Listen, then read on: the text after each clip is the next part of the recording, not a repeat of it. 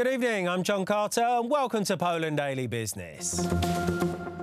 Poland's unemployment rate fell to 5.9% in June, according to the Statistical Office. This confirms the Labour Minister's estimate earlier this month. Unemployment was 0.2% higher in May. Early in July, Labour Minister Elżbieta Rafalska said the June unemployment rate was the lowest in 28 years. She added that there were fewer than 1 million unemployed people compared to 3.34 million in 2003. The government is planning to build a new railway line and renovate the old ones to ensure passengers can easily reach the planned central communication port. This means 1,300 kilometres of new railway routes will be added.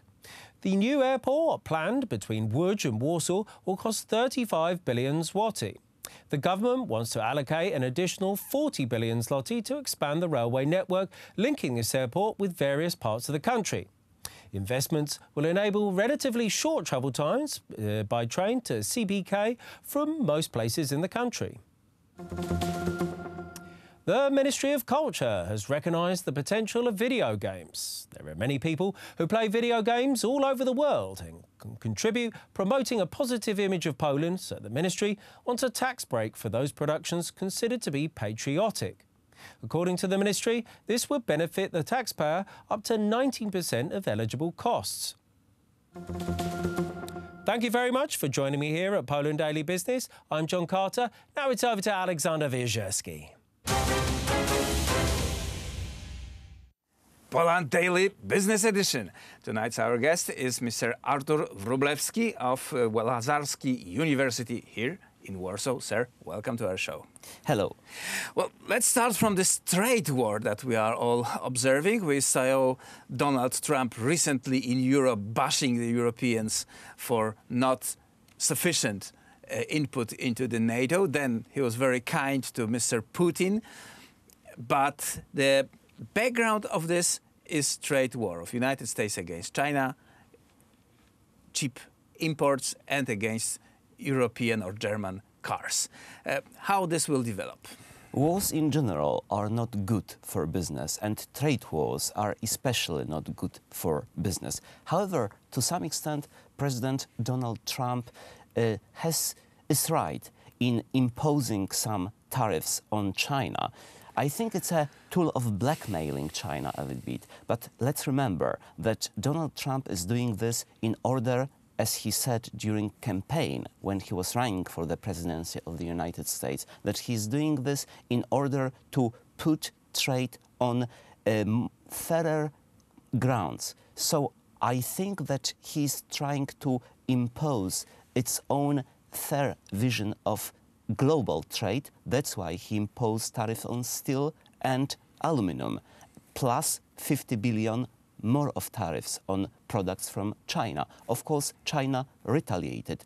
But I think that sooner or later we will see the fruits of this collision, and I think that China will become more civilized in terms of doing business with the United States. Let's remember that China has 347 billion of surplus with trade in the United States. In general, it's 500 billion surplus in trade with the world. And that's it's a huge number. So I think that Donald Trump is blackmailing a little bit now the European Union, but also China, in order to impose on them fairer practices.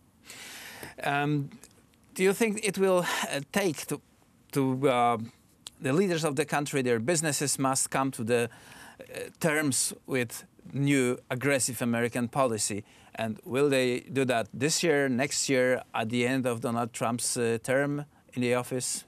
Let's remember that in general, a trade war is not good. In 1930, we had already tariffs imposed on 20,000 different products in the United States. It was called Smoot-Hawley tariff.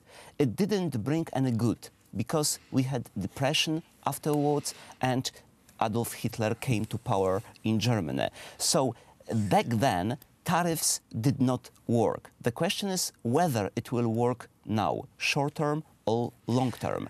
This is a big question. I believe it will work.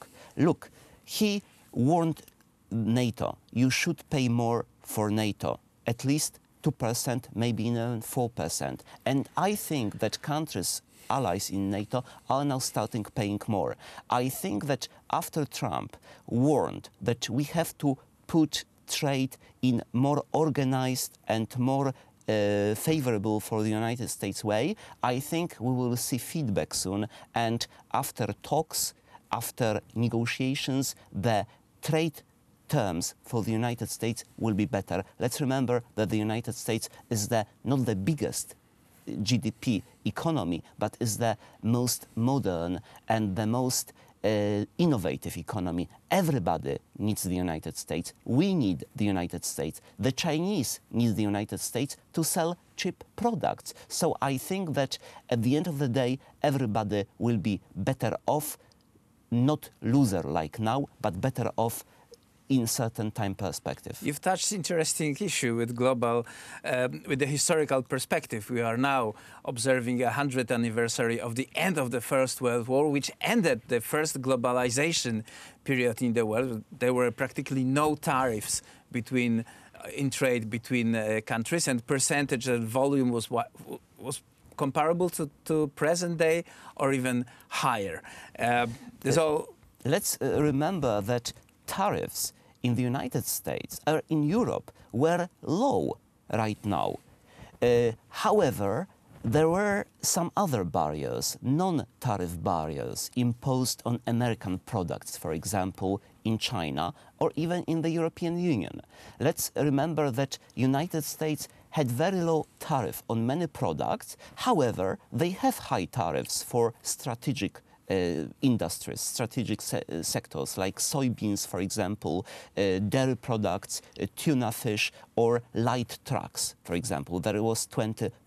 On soybeans, I think there was, or peanuts, 132% of tariff. So United States was protected its own market, but in general, the tariffs were low. So I think that Trump is now a little bit under pressure. He was under pressure from big business. That's why he made this decision. It's not a decision of President Trump. It's a decision more of economic advisors like Peter Navarro, the head of Economic Trade Council, National Trade Council. And we will definitely follow that in our program.